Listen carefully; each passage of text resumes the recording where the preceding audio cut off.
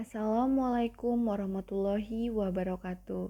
Hai semuanya, apa kabar? Semoga semuanya selalu sehat selalu ya. Dan jangan lupa tentang protokol kesehatannya. Nah, sebelum kita memulai pembelajaran hari ini, alangkah baiknya kita berdoa sesuai dengan keyakinan masing-masing. Berdoa dimulai. Nah, masih tetap semangat ya. Oke. Sekarang sudah masuk di kelas 11 pembelajaran geografi yang pertama tentang posisi strategis Indonesia sebagai poros maritim dunia. Nah, apa kalian pernah dengar kata maritim? Nah, maritim ini sangat berkaitan dengan kelautan. Jadi, kita akan membahas tentang kelautan yang ada di Indonesia. Nah, Bapak Kemaritiman di Indonesia sekarang adalah Bapak Prabowo. Kalau dulu adalah Ibu Susi. Pasti kalian sudah tahu ya semuanya. Nah, di sini ada biodata saya. Jadi, yang belum kenal saya, kalian bisa baca data diri saya.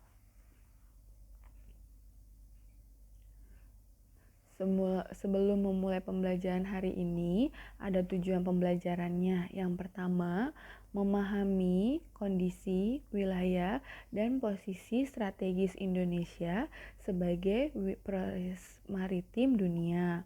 Dan yang kedua, menyajikan contoh hasil penalaran tentang posisi strategis wilayah Indonesia sebagai poros maritim dunia dalam bentuk peta, tabel, ataupun grafik. Nah, sebelum kita membahas tentang posisi strategis Indonesia sebagai poros maritim dunia, kita bahas dulu nih letak, batas, dan luas Indonesia. Karena tiga ini penting untuk membahas itu, karena sangat berkaitan. Jadi, apakah kalian tahu tentang letak, batas, dan luas di Indonesia? Nah, saya yakin kalian semua sudah tahu karena sudah dipelajari di SMP. Jadi, sekarang kita ulas bareng-bareng ya. Nah, sebelum dimulai pembelajarannya, siapkan buku tulis dan alat tulis kalian karena nanti pasti akan ada yang dicatat. Oke, letak Indonesia dibagi tiga, yaitu letak astronomis yang pertama. Letak astronomis adalah posisi atau letak yang didasarkan pada garis lintang dan garis bujur. Nah, garis lintang dan garis bujur itu apa sih?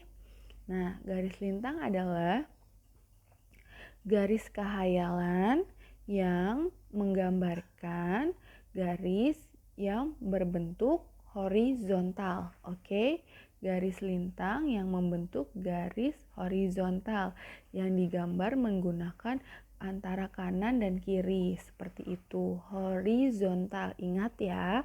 Sedangkan garis bujur, garis khayal yang menggambarkan garis yang berbentuk dari kutub utara sampai kutub selatan. Jadi dari atas ke bawah. Oke.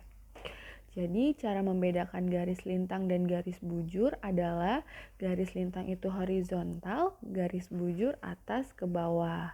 Seperti itu. Lanjut, berapa letak astronomis Indonesia? Ada yang tahu? Nah,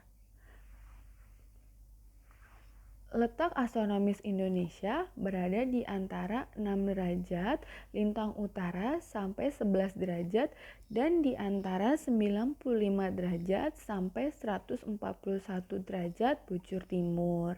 Nah, kalian harus hafal agar nanti kalau ditanya kalian bisa tahu dan kalian sudah tahu apa itu letak astronomis seperti itu. Oke, paham ya tentang letak astronomis? Nah, letak astronomis ini juga menyebabkan dua hal. Yang pertama, pembagian waktu di Indonesia dibagi tiga menjadi WIB, waktu Indonesia bagian barat ya, waktu Indonesia bagian tengah atau WITA, dan waktu Indonesia bagian timur atau WIT. Dan yang kedua adalah adanya garis khatulistiwa. Pasti kalian tahu garis khatulistiwa yang menyebabkan musim panas atau tropis, seperti itu. Jadi ada dua hal yang diakibatkan oleh letak astronomis. Nah, yang kedua adalah letak geografis. Nah, pasti kalian sudah tahu ya letak geografis itu apa. Nah, letak geografis Indonesia terletak antara dua benua dan dua samudra. Kalau kalian ngeh di peta, pasti kalian ngeh ada garis silang seperti yang ada di gambar ini. Jadi, dari benua Asia di atas dan ke Australia. Jadi, membentuk silang. Nah, sedangkan Samudra Hindia ke Samudra Pasifik pun membentuk silang. Jadi kalau kalian ngeh di peta, pastikan kalian ngeh ada tanda silang ini. Benua Asia di atas, benua Australia di bawah, Samudra Pasifik di atas, Samudra Hindia di bawah. Nah, saya yakin kalian sudah tahu tentang letak geografis.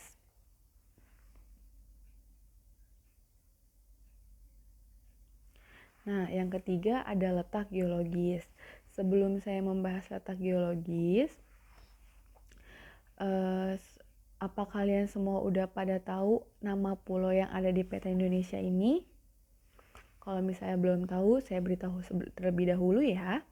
Nah, di sini ada Pulau Sumatera, ada Pulau Jawa, Pulau Bali, Nusa Tenggara, Maluku. Kita naik ke atas lagi, ada Kalimantan yang bentuknya seperti burung, ada Sulawesi, dan yang terakhir ada Irian atau Papua. Kenapa saya membahas itu? Karena nanti di letak geologis kalian bisa tahu terdapat di pulau mana saja. Nah, letak geologis dibagi tiga. Yang pertama, ada Indonesia dilewati oleh dua pegunungan besar, yakni Sirkum Mediterania dan Sirkum Pasifik. Nah, Sirkum Mediterania ini melalui jalur Sumatera. Kalian bisa lihat warna merah ini, ke Sumatera, Jawa, Bali, Nusa Tenggara, dan ke Maluku. Itu Sirkum Mediterania. Paham? Jadi Sumatera ke Maluku, oke? Dan Sirkum Pasifik itu Sulawesi, Kalimantan ke Maluku. Nah, itu Sirkum Pasifik. Jadi Sirkum Pasifik itu Sulawesi, Kalimantan, dan Maluku. Kalian bisa lihat gambar merah ini. Nah, pegunungan besar ini biasanya pegunungan yang masih aktif dan terdapat di Ring of Fire. Itu pegunungan yang bisa meletus kapan saja, seperti itu. Nah, yang kedua, ada Indonesia berada di pertemuan tiga lempeng litosfer. Nah, kalau misalnya tiga lempeng ini bergeser, itu mengakibatkan terjadinya gempa bumi atau bisa terjadi juga tsunami. Nah, lempeng Indo-Australia ini terdapat di atas benua Australia. Di sini sebenarnya ada di bawah Nusa Tenggara dikit lagi, itu ada benua Australia. Nah, di situ tempatnya lempeng Indo-Australia. Nah, lempeng Eurasia ini terdapat di atas Pulau Kalimantan dan lempeng Pasifik ini terdapat di atas Pulau Papua atau Irian, seperti itu. Dan yang terakhir ada dangkalan, yakni dangkalan Sunda dan dangkalan Sahul. Dangkalan Sunda itu kemarin terjadi adanya gempa bumi di Sukabumi atau di Banten. Nah, jadi terjadi antara pergesekan. Nah, dangkalan Sunda ini terjadi adanya di Pulau Sumatera dan Pulau Jawa. Sedangkan dangkalan Sahul biasanya ada di atas Pulau Kalimantan, seperti itu. Jadi, sudah paham terdapat di wilayah mana saja? Sudah dicatat? Kalau sudah, kita lanjut ya. Nah, di sini ada luas dan batas teritorial di Indonesia. Indonesia memiliki jumlah pulau sebanyak 17.504 pulau dengan 34 provinsi. Nah, luas daratannya ada 1.922.570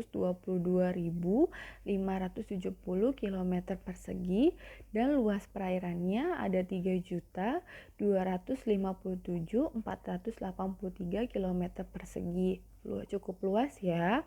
Dan ini data tahun lalu. Seperti itu.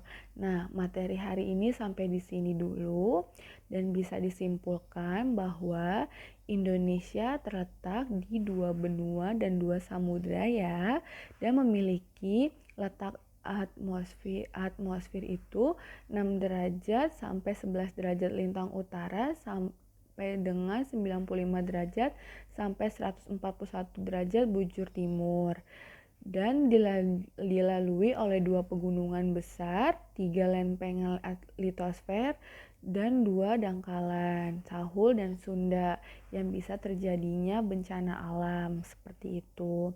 Nah, insya Allah minggu depan kita akan bertemu lagi, akan membahas tentang posisi strategis Indonesia sebagai poros maritim dunia. Nah, nanti dari pembahasan terakhir ini kita bisa tahu apakah Indonesia cocok menjadi poros maritim di dunia. Nanti kita bisa bahas itu. Nah, kalau misalnya ada yang ingin ditanyakan materi ini, kalian bisa WA saya ya.